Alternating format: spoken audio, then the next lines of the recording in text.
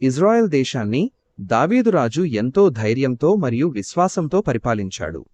అతని తరువాత అతని కుమారుడైన సొలొమోను రాజు అయ్యాడు. సింహాసనాన్ని అధిష్ఠించే సమయానికి సొలొమోను ఇంకా చాలా చిన్నవాడు. ఇంత గొప్ప దేశాన్ని పరిపాలించడమనేది చాలా పెద్ద బాధ్యత అని అతనికి తెలుసు. ఒక రాత్రి గిబియోను అనే ప్రదేశంలో సొలొమోను దేవునికి 1000 బలులు అర్పించి నిద్రపోయాడు.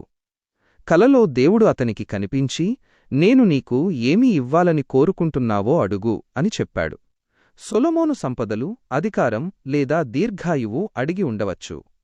కాని దానికి బదులుగా అతను ఎంతో వినయంగా ఇలా అన్నాడు: ప్రభూ, నేను చిన్నవాడిని మరియు అనుభవం లేనివాడిని. దయచేసి నీ ప్రజలను నడిపించడానికి మరియు ఏది ఒప్పో ఏది తప్పో తెలుసుకోవడానికి నాకు జ్ఞానాన్ని ప్రసాదించు.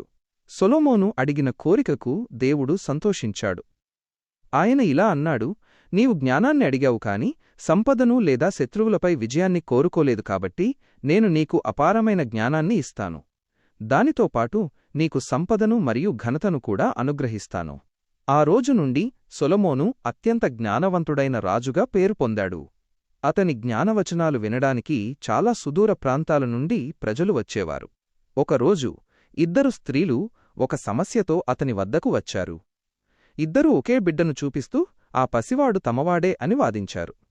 సొలొమోను వారి మాటలను శ్రద్ధగా విని అందరినీ ఆశ్చర్యపరిచే ఒక ఆజ్ఞనిచ్చాడు: ఆ బిడ్డను 2గా కోసి చెరొక సగం ఇద్దరికీ ఇచ్చేయండి. అప్పుడు ఒక స్త్రీ గట్టిగా ఏడుస్తూ, వద్దు, దయచేసి ఆ బిడ్డను ఆమెకే ఇచ్చేయండి, కాని వాడికి ఎటువంటి హాని చేయకండి అని వేడుకుంది. కాని 2వ స్త్రీ మాత్రం బిడ్డను పంచుకోవడానికి అంగీకరించింది. సొలొమోనుకు వెంటనే నిజమేమిటో అర్థమైంది. బిడ్డ ప్రాణాలను కాపాడాలనుకున్న స్త్రీయే నిజమైన తల్లి అని ఆయన తీర్పునిచ్చాడు. అతని తీర్పు చూసి అందరూ ఆశ్చర్యపోయారు. సొలొమోను తన రాజ్యాన్ని న్యాయంగా, శాంతియుతంగా పరిపాలించాడు. అతను జెరూసలేంలో దేవుని కోసం ఒక అద్భుతమైన దేవాలయాన్ని నిర్మించాడు. ఆ ఆలయమంతా బంగారంతో అలంకరించబడింది మరియు అది ప్రజలు ఆరాధించే ఒక పవిత్ర స్థలంగా మారింది. అతని పాలనలో రాజ్యం ఎంతో సంపన్నంగా మరియు శక్తివంతంగా తయారైంది. షేబదేశపు రాణి కూడా సొలొమోను జ్ఞానాన్ని పరీక్షించడానికి ఒక సుదూర ప్రాంతం నుండి వచ్చింది. ఆమె అతన్ని అనేక కష్టమైన ప్రశ్నలు అడిగింది మరియు అతను వాటన్నింటికీ సరైన సమాధానాలు ఇచ్చాడు. ఆమె ఆశ్చర్యపోయి దేవుణ్ణి స్తుతించింది. అయితే కాలం గడిచే కొద్దీ సొలొమోను దేవుని పట్ల ఎల్లప్పుడూ నమ్మకంగా ఉండలేకపోయాడు. అతను పరాయి దేశాల ఆచారాల ప్రభావానికి గురై దేవుని ఆజ్ఞలలో కొన్నింటిని మరచిపోయాడు. ఇది దేవునికి అసంతృప్తిని కలిగించింది. అయినప్పటికీ సొలొమోను జీవితం మనకొక ముఖ్యమైన పాఠాన్ని నేర్పుతుంది.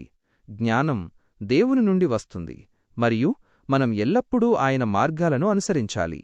ఎల్లప్పుడూ వినయంగా, న్యాయంగా మరియు విశ్వాసంతో ఉండండి.